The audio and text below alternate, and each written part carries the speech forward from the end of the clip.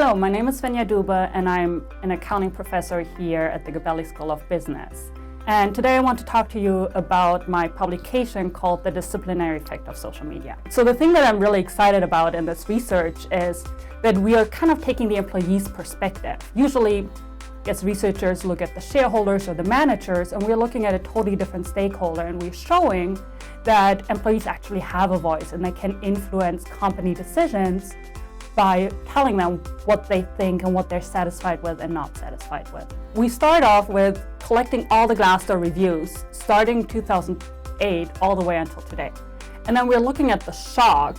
What happens if a company all of a sudden is covered on Glassdoor? The very first review they are getting. Would it learn from the reviews, or would it be disciplined by the reviews in a way that it would improve its workplace practices? We looked at it in two different channels. We looked at 10K and we literally counted the employee-related keywords. So we just looked at everything that sounded like employees, workplace practices, corporate culture. And then we did the same thing in sustainability or CSR reports. Here's what we found.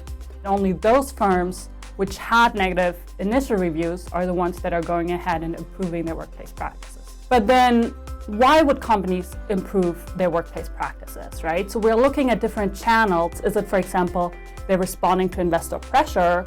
Is it that they're competing for top talent and the top employees on the labor market?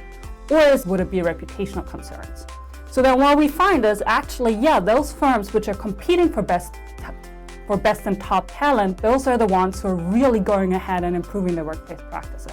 All of a sudden, what happens is that employees are having the voice, right? And they're shaping the firm's information environment by publicly releasing their own opinion. So now they're not only improving their workplace practices, but they're also speaking more about workplace practices in their financial reports. In contrast to the improvement in workplace practices, now our results are actually concentrated in the investor pressure channel. So that means that firms are really catering with their disclosures to institutional investors, to investors who are interested in these types of disclosures.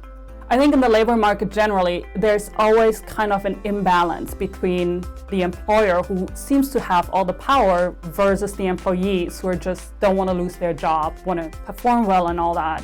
So there is this imbalance. And what Glassdoor provides is because all of a sudden employees get to provide anonymous reviews, honest opinions. Everyone can see that, and that's where the pressure is coming in.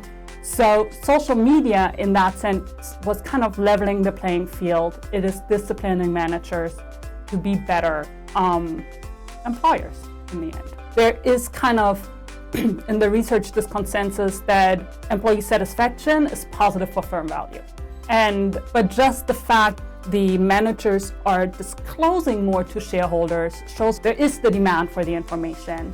I worked at a consulting company which was consulting labor unions, like firm-specific labor unions. We started this project pretty much the last few months of our PhD. I was like, let me do something I really care about. Let me go away from traditional accounting research and let me look at where kind of I started off prior to the PhD, right? And let's look at employees and let's see if employees have a voice, how the voice could be improved, and how they can get more power.